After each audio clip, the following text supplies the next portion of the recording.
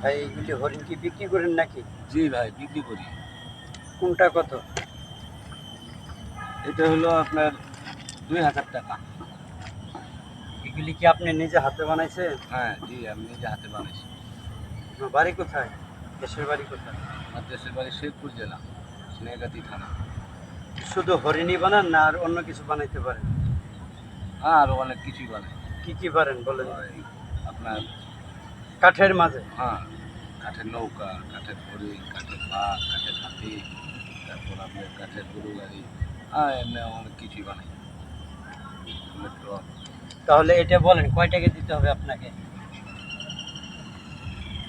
এটা আপনার 2000 টাকা আমার প্রাইস। প্রাইস। এটা এটা হলো আপনার 1500 টাকা।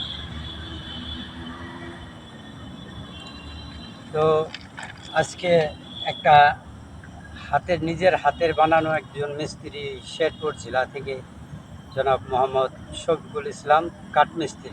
তো উনি হরিণ থেকে শুরু করে কাঠের সাইকেল, হরিণ, বাঘ এবং হাতি পর্যন্ত বানাইতে পারে। যদি কোনো লোক অর্ডার দেন ওনার কাছে তাহলে সঠিকভাবে ওনাকে এই জিনিস বানিয়ে দিতে পারে। অসংখ্য ধন্যবাদ দাদা।